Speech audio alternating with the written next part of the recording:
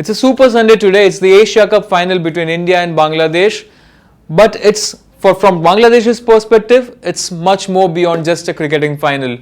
I have with me Jonathan Selvaraj. Johnny, it's a huge moment in Bangladesh's history, isn't it? Clearly, it's a big moment for them because if you saw the emotions on the field, like when they beat Pakistan, they weren't even through.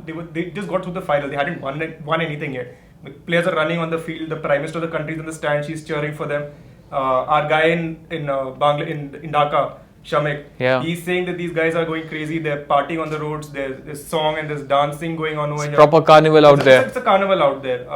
They're on an emotional high right now. If somehow they manage to get to the next level and they beat India somehow, it's going to be crazy for them.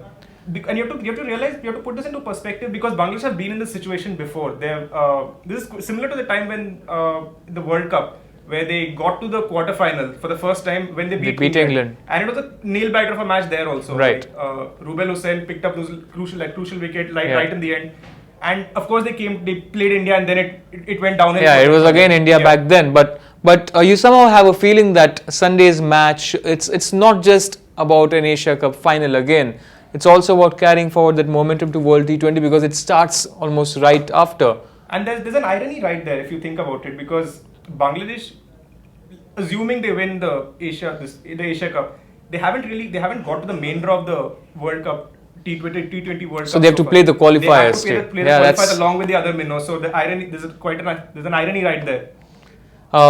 We talk about Bangladesh, but from India's perspective, we've achieved a lot of consistency in this shortest format, which is quite unheard of if you look about it. The kind of balance that we have stuck with our batting, our bowlers are bowling pretty well, and we have this 7-match unbeaten run. Our guys who are coming in that are doing well. Hardik Pandya's done well. Everyone's contributed. There's been no weak link, so to speak.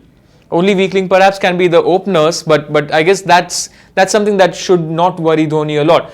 On paper, Johnny, we seem to be heavyweights. It's a one-sided match on paper. On paper, but should we rely something on paper? Not really, because the difference between when we had the series against Bangladesh before this, it took a freakish spell by Mustafizur to turn the entire series around. We don't have Mustafizur this time around, but it's T20. You need one guy to come up with and it's just sorted a good performance, and you're kind of sorted.